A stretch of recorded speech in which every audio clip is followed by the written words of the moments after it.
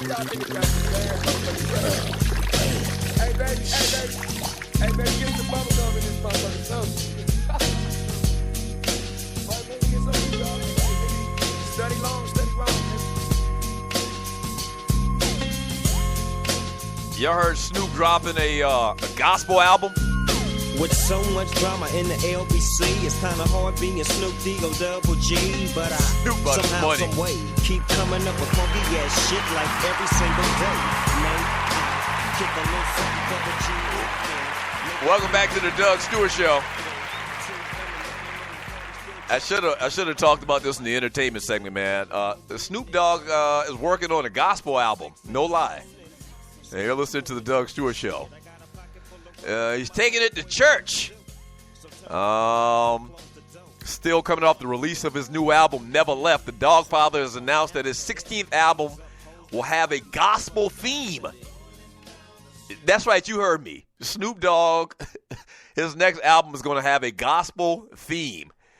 We got to get rid of that. But he says, quote, I'm working on gospel albums, Snoop said. It's always been on my heart. I just never got around to it because I always been doing gangster business. That's why it's kind of odd. I mean, he's always been about this gangster rap.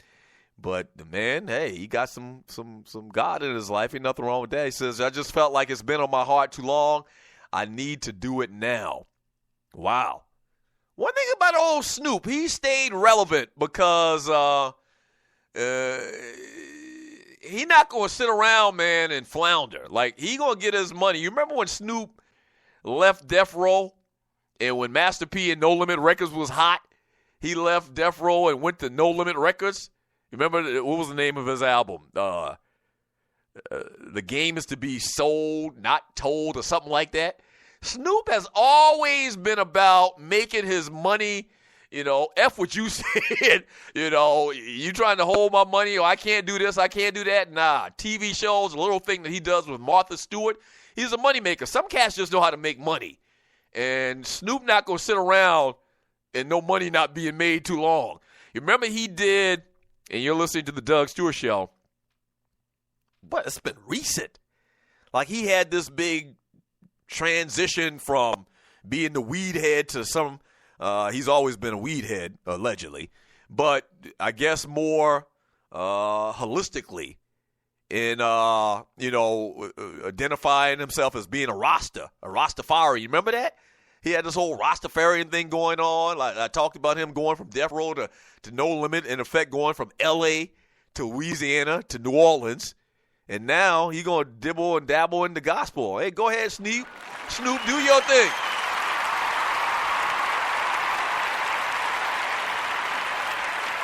Do your thing. One thing you can't say about Snoop is he can't go. Like, he can't rhyme. I mean, he can rhyme. He can definitely rhyme. I don't know if I put him, like, in my top 10 or top 20 of all time. But Snoop Dogg can definitely go. Much unlike a lot of these cats today that I think have no skills at all. Minnie Mouse, elementary type-ish. Somebody said to mention, give a ball award to James Harden. What did he get? 4 years, $230 million? Ball award to James Harden. Praise his holy name.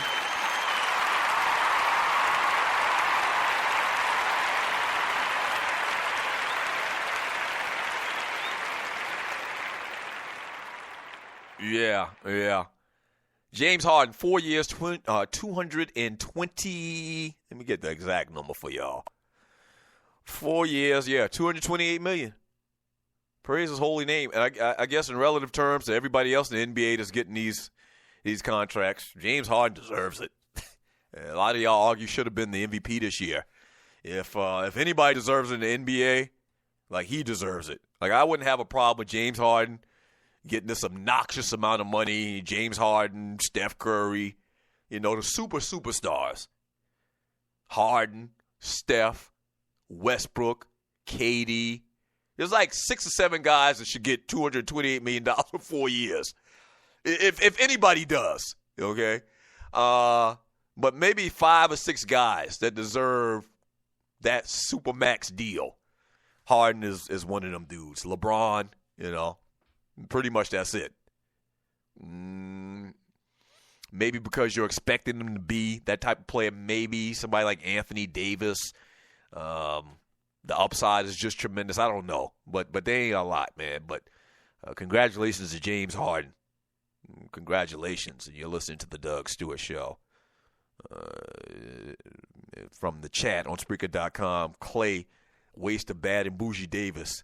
Snoop don't give a damn. He'll change his style up to stay relevant. You're damn right. A lot of cats have had success over the years by flipping it. You got to stay current, man. You got to stay with the trends. I get that. I totally get that. You know who's done that? Charlie Wilson. Charlie Wilson has done that, man. He gets new producers and, you know, he do new music. You know, he keep going. He keep going forward. Snoop the same way. You can talk your ass off about me going from California to work with No Limit Records all you want, but I'm getting paid from fail pay. I don't want anybody to get the wrong idea about me. I don't have anything to hide. I want the world to see. From Ducking and Dodging, he says, Master P helped Snoop out of that death row, went to Ish. I don't blame him for that No Limit album. He had some nice ones right after that, too. Yeah, I don't remember exactly how it went down. It's funny if you see the Tupac movie and you're listening to the Doug Stewart Show. In the Tupac movie, that movie kind of made it seem like that Snoop and Tupac were kind of at odds with each other because Snoop really tried to be the peacemaker to a degree between the East Coast and West Coast factions, I guess you'd call them. And like I said when I talked about it after I saw the movie, Tupac, he cut deep.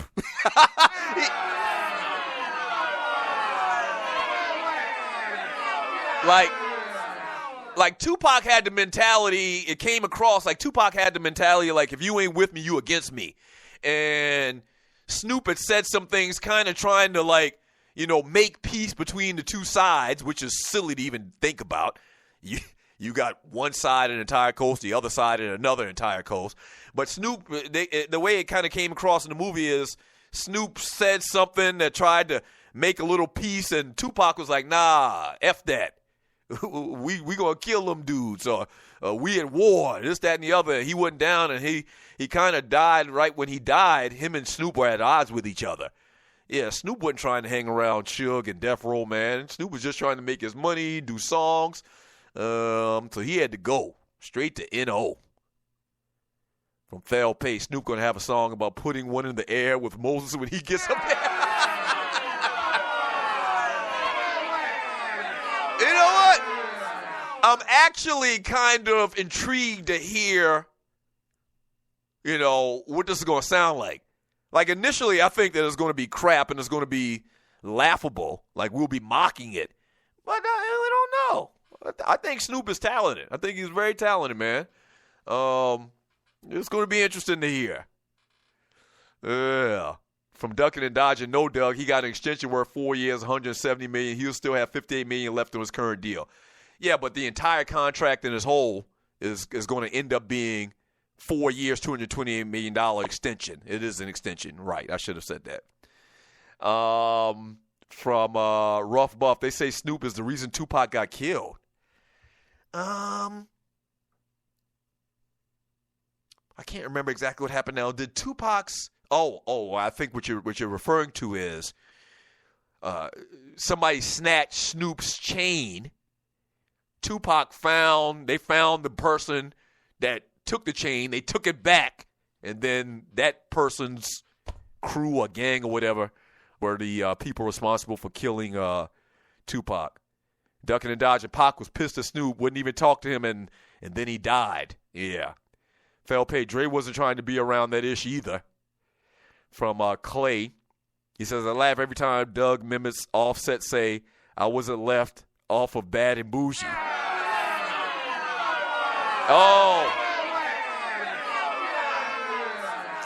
Oh, that's what he's doing. He's mocking the whole Bad and Bougie thing with Joe Budden. Oh, I get it. My bad. I apologize.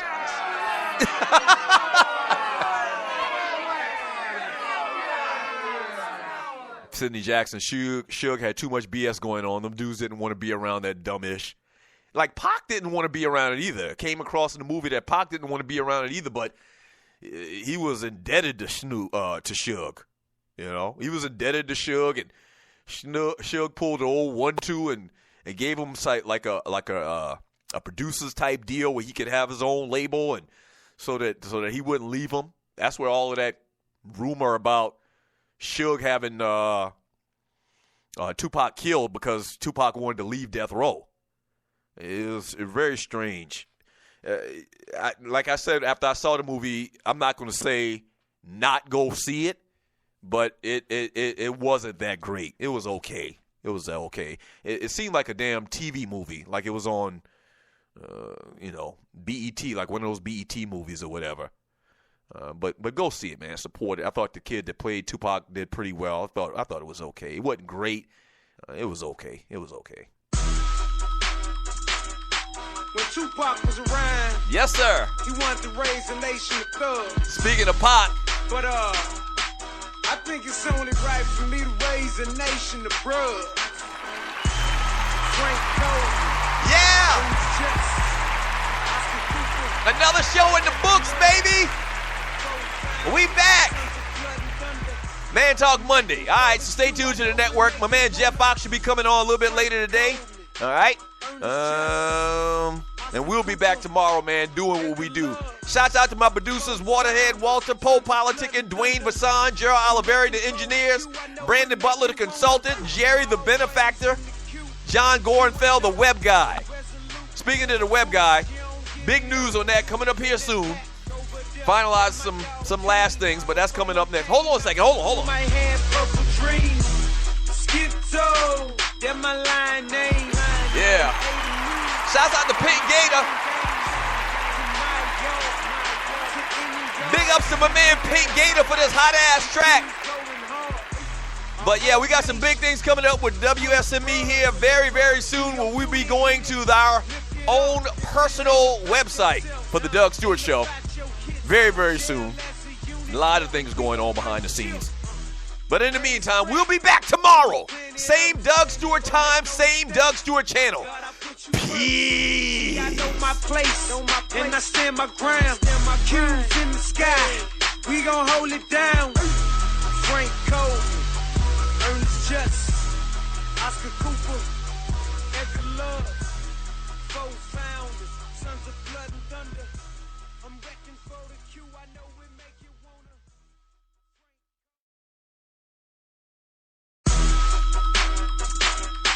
When Tupac was around, he wanted to raise a nation of thugs. But I think it's only right for me to raise a nation of bruhs. Frank Cole, Ernest Just, Oscar Cooper, Edgar Love, four founders, sons of blood and thunder. I'm wrecking for the Q, I know it make you wanna. Frank Cole, Ernest Just, Oscar Cooper, Edgar Love, four founders, sons of blood and thunder. I'm wrecking for the Q, I know it make you wanna. I'm always in the queue, but you ain't know. I'm resolute to the boot, you don't give me though. In that pack over there, that my dog team. Before I came out the womb, I had purple dreams.